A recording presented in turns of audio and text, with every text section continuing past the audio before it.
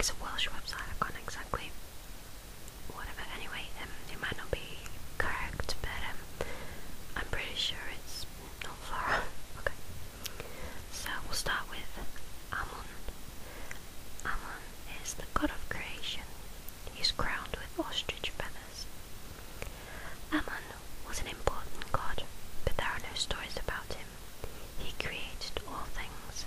At the same time, he remained apart from creation, totally different from it, and fully independent from it. In fact, he was invisible, so you couldn't have a picture of him. However, if you called him Amun-Ra, this allowed people to see him. Then he had a hat with ostrich feathers on, and like all gods with human heads, a beard. Re is another way of spelling Ra, R-A, the sun god. Tutankhamun's name contains the name of Amun. It also contains the Ankh, which means life. His name means long life to Amun. The Ankh was a very important amulet or magic charm, and that's the, if you don't know, it looks a bit like a cross, except the top half of the cross is a loop. I'm sure you know what it's like, looks like. Amun, A-M-U-N, is sometimes spelled Ammon, A-M-M-O-N. The fossil Ammonites are called after him because his sacred animal is a ram, and Ammonites are shaped like a ram's horns. Not sure whether that's true, but that would be very interesting if it was. Okay. By the way, I should point out, I know, like it says here, he created all things. I know this is, I don't believe in this, I've always been fascinated by ancient Egypt. I should just point that out. I'm not trying to force religion on anyone in case there are any trolls out there. Okay. Ra, R-A. Ra is the sun god, the king of the gods. A falcon crowned with a sun disk, or a man with a falcon's head. Ra was the god of the sun. He sailed across the heavens in a boat called the Bark for millions of years. At the end of each day, Ra was thought to die, and sailed on his night voyage through the underworld, leaving the moon to light the world above. The boat would sail through the 12 doors, representing the 12 hours of night time. The next dawn, he was born again. He was not always smooth sailing. During the day, Ra had to fight his chief enemy, a snake called Apep. He was helped by the other gods, such as Seth and Bastet. The sun disk on Ra's head often has a cobra around it. A cobra appears on the forehead of pharaohs like Tutankhamun. Ra was the greatest of the gods, and he kept his power in his secret name, which only he knew. He had started to grow old, and sometimes he dribbled. Isis collected some of his saliva and made it into a snake. He hit the snake where Ra would rock. When Ra trod on it, he bit him, and Ra screamed in pain. All the gods gathered round, but none could heal him. Isis said, "If you tell me your name, this will give me enough magic power to heal you." Ra did not want to do this, but eventually the pain was so bad that he had to. Isis healed him, and ever since then she has the magic powers that Ra had. Bastet, the daughter of Ra. Bastet is the protectress of cats, and it's a cat, or she is a human with the head of a cat. Bastet was sometimes called Bast. She was the goddess of cats. She is a cat, or has the head of a cat, but originally she had the head of a lion. Every day the sun god Ra would travel in his ship across the sky. Every night the snake Apep tried to stop the sun god's ship on his journey through the underworld. Ra was usually won these battles. However, on stormy nights or during an eclipse, the Egyptians believed that Apep had been victorious and swallowed the sun. Bastet defended her father Ra against the snake. Bastet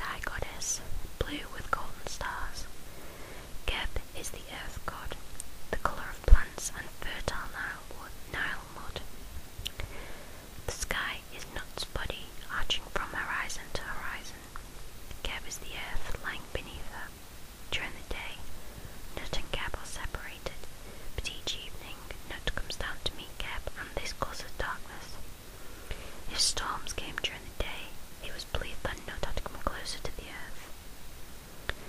Nut was married to the king of gods, Ra, but she was in love with Geb. When Ra found out, he was angry and said that Nut could not give birth to any children during the 360 days of the year. Nut was unhappy, and asked the god of wisdom, Thoth, to help. At this time, the moon was as bright as the sun. Thoth got some light from the moon, so now the moon gets bigger and smaller each month. With this light, Thoth made 5 new days, so now the year is 365 days long. Nut gave birth to her 5 children on these 5 days. When Osiris, the oldest, was born, a loud voice said, "The Lord of all earth is born." Seth, his brother, was born hating Osiris. Seth is the brother of Osiris. Seth is god of the desert, storm, and violence, with an animal head and a long, pointed snout. Seth, or Set, is shown with an animal's head, with a long, curved, pointed snout, slanting eyes, and square-tipped ears. Sometimes he has a forked tail. No one seems to know what the animal is. Aardvark, antelope, ass, camel, fennec, giraffe, greyhound, jackal, jerboa, long-snouted mouse, oryx, pig have all been suggested. Seth was god of the desert, storm, and violence, which are all enemies of the fertile, prosperous, narrow valley of the Nile. Seth carries a scepter, which has his head on the top and his tail at the other end. Several other gods seem to carry this scepter as well. Seth was not always bad. He helped Ra fight the snake Apep. Seth had killed Osiris by tricking him into a coffin, which he threw into the Nile. When Osiris's wife, Isis, heard about this, she started searching desperately for her husband's body to bury it properly. She asked everyone she met, and finally some children told her where it was. Isis mourned for her dead husband. Then she hid the body while she went back to look for her son Horus, still a baby. Seth was horrified that Isis may be able to bring Osiris back from the dead, since she was a great magician. So Seth found where she hid the body and cut it into pieces, which he scattered up and down the Nile. Now Isis had to find all the scattered pieces of Osiris. Whenever she found a piece, she buried it there and built a shrine. This means that there are a lot of places in Egypt where Osiris is buried. Osiris himself became king of the gods, and all Egyptians hoped that they would join him after death.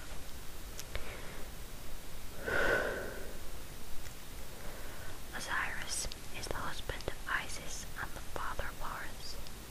Osiris is god of the dead. He is dressed in white, with a crook and a flail and a white crown. Osiris is shown as a man with a beard, wearing white mummy wrappings. His crown is the white crown of Upper Egypt, surrounded by red feathers. His skin is green to represent vegetation. He holds the symbols of supreme power, the flail and crook. The crook is used by shepherds to catch their sheep. The flail is used in threshing to separate the grains from the outer husks. Osiris was the god of the dead. You would expect that such a god would be gloomy or even evil, but the Egyptians thought about death a lot. They mummified their dead and buried them with their belongings so that they could enjoy themselves in the afterlife. The story begins on Nut and Geb's page. Osiris ruled over the Egyptians and taught them farming. His brother Seth had always hated him and wanted to kill him. Seth made a beautiful box like a coffin, made to the exact measurements of Osiris. Then Seth invited Osiris and other people to a great feast. When everyone had finished eating, Seth displayed the box and said that he gives it to anyone who fitted inside. Everyone tried, but only Osiris fitted. While he was inside, Seth and his friends quickly slammed the lid and threw the box in the Nile River. And so it begins the story I just said.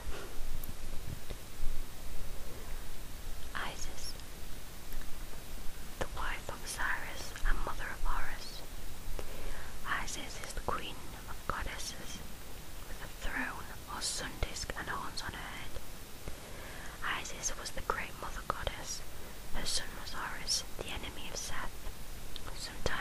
she has the baby Horus on her lap. Sometimes she has a throne on her head, as she is queen of the goddesses. Sometimes she has a sun disk and horns like Hathor. Isis was also a great healer and magician. She got her magic powers by tricking Ra. The war between Horus and his enemy Seth had lasted a long time. Isis decided to help her son Horus. She met Seth and asked him for his help. She described someone killing a man and taking all he had away from the man's son. Seth said that the killer should pay for his crimes. Isis said that Seth himself was the killer and he had condemned himself.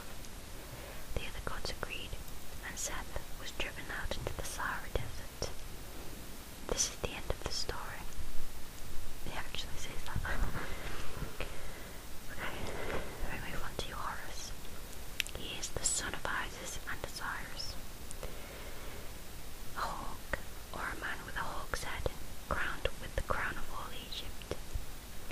Horus is shown as a hawk, and the crown of all Egypt. This makes him look similar to Ra, but Ra is crowned with the sun disk. Horus's crown is made of two parts. The white crown is the crown of Upper Egypt in the south, and the red part is the crown of Lower Egypt, including the Nile Delta. Together they show that Horus ruled all Egypt.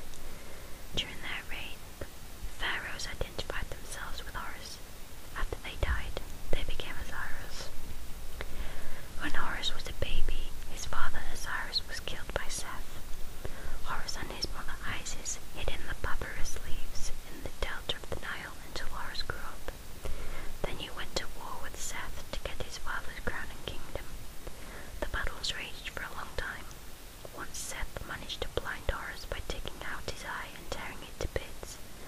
But Thoth, the god of wisdom, managed to heal the eye. So how did the war end? Obviously I've just read it on Isis' page. The eye of Horus, healed by Thoth, was an amulet or magic charm. The ancient Egyptians also used it to describe fractions. The Egyptians had two eye symbols, the left eye being the eye of Horus, symbolizing the moon, and the right eye symbolizing the eye of Ra, or the sun.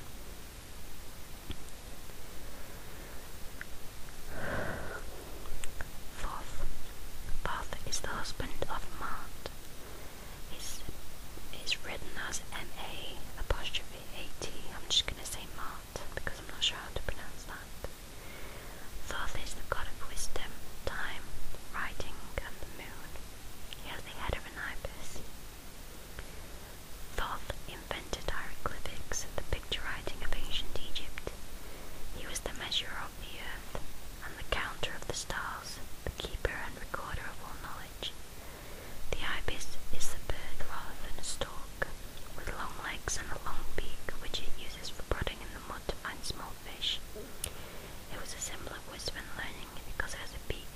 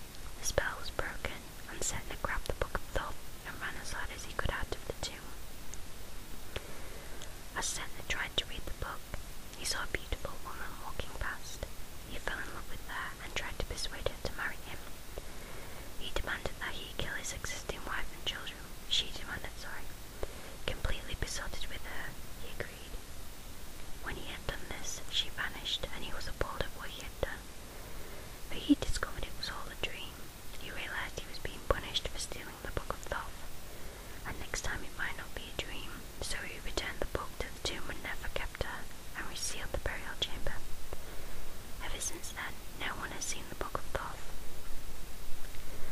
The magic amulet may have been the scarab. The scarab, or dung beetle, makes a ball of dung by rolling it along the ground and then lays its eggs in it. The ancient Egyptians imagined the scarab rolling the sun across the sky. Okay, Mart is the wife of Thoth. She is the goddess of justice and has an ostrich feather in her hair. Mart was the god of truth, justice and harmony. She is the wife of Thoth, the god of wisdom, since you need wisdom to find truth and justice. Both Mart and Thoth helped at the weighing of the heart.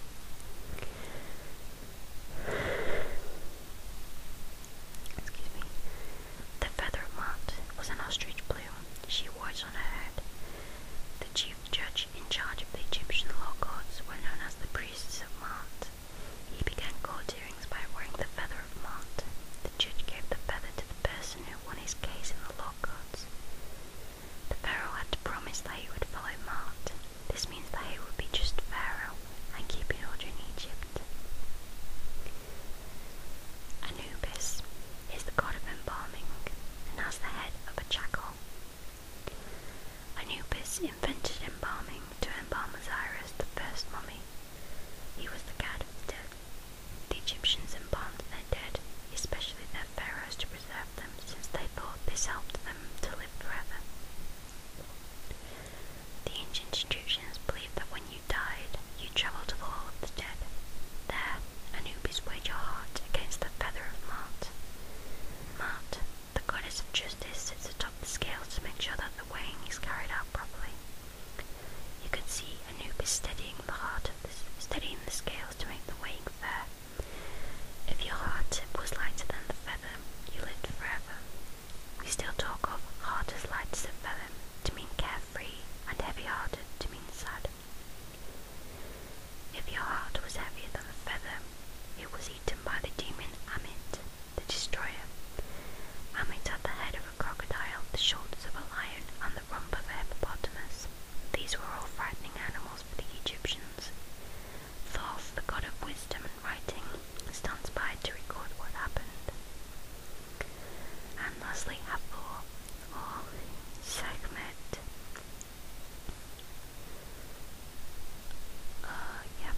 Hathor is the goddess of love, music, dance.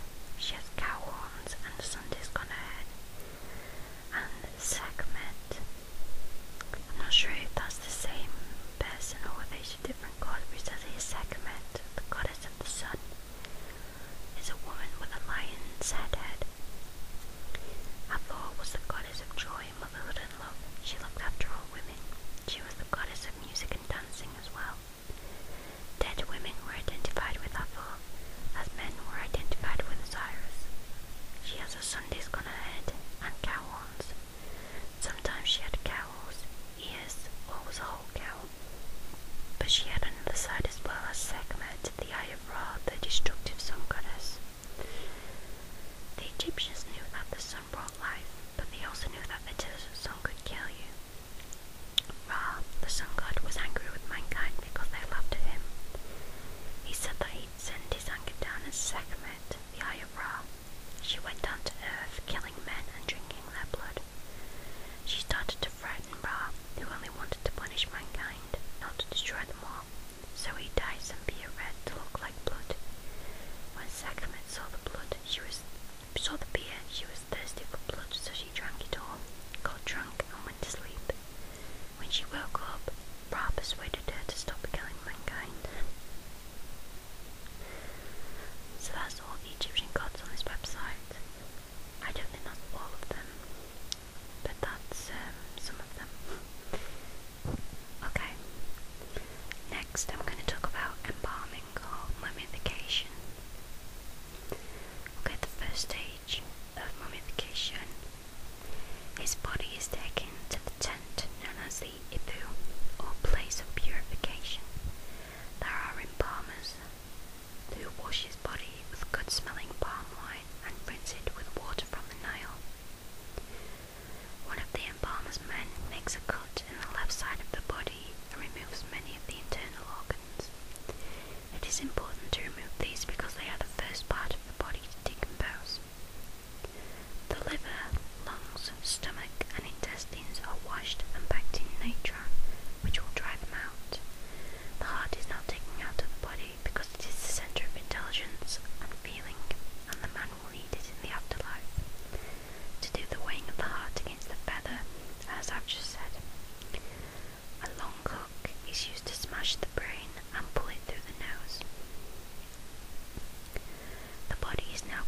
stuffed with natron, which will dry it out. All of the fluids and rags from the embalming process will be saved and buried along with the body. After 40 days, the body is washed again with water from the Nile. Then it is covered with oils to help the skin stay elastic. The dehydrated internal organs are wrapped in linen and returned to the body. The body is stuffed with dry materials such as sawdust, leaves and linen so that it looks lifelike. Finally, the body is covered again with good-smelling oils. It is now ready to be wrapped in linen. In the past, when the internal organs were removed from a body, they were placed in hollow canopic jars. Over many years, the embalming practices changed and embalmers began returning internal organs to bodies after the organs had been dried in natron. However, solid wood or stone canopic jars were still buried with the mummy to symbolically protect the internal organs. In Seti, the human-headed god looks after the liver. Happy, the baboon-headed god looks after the lungs. Tuamutef, the jackal-headed god looks after the stomach. And Kibas-Senuaf, the falcon-headed god, looks after the intestines. The body has been cleaned, dried and rubbed with good-smelling oils, and now is ready to be wrapped in linen. First the head and neck are wrapped with strips of fine linen, then the fingers and toes are individually wrapped.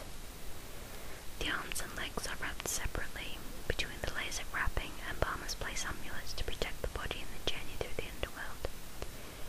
This is the Isis knot amulet which will protect the body. And it looks a bit like the Ankh, except instead of a cross, the two arms of the cross are down by the side of the vertical cross. This is the plummet amulet, which will keep the person balanced in the next life, and basically looks like the letter A. The priest reads spells out while the mummy is being wrapped. These spells will help ward off evil spirits and help the deceased make the journey to the afterlife. The arms and legs are tied together. A papyrus scroll with the spells from the Book of the Dead is placed between the wrapped hands. More linen strips are wrapped around the body. At every layer, the bandages are placed with liquid resin that helps to glue the bandages together. A cloth is wrapped around the body and a picture of the god Osiris is painted on its surface. Finally, a large cloth is wrapped around the entire mummy. It is attached with strips of linen that run from the top of the mummy to the bottom and around its middle. A board of painted wood is placed on top of the mummy before the mummy is lowered into the coffin. The first coffin is then put inside the second coffin. The funeral is held for the deceased and the family mourns his death. So this is like, this will be, God, nearly 2 months after death. A ritual called the opening of the mouth is performed, allowing the deceased to eat and drink again. Finally, the body and coffins are placed inside a large stone sarcophagus inside the tomb. Furniture, clothing, valuable objects, food and drink are arranged in the tomb for the deceased. Now his body is ready for his journey to the underworld. There his heart will be judged by these good deeds on earth. If his heart is found to be pure, he will be sent to live for all eternity in the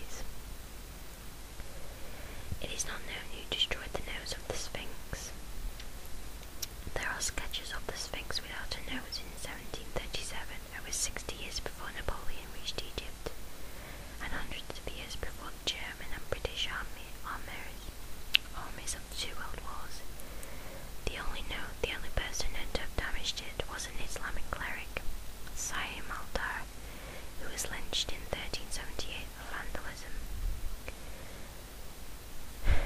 The Egyptians believed the earth was flat and round like a pancake, and that the Nile flowed through the centre of it.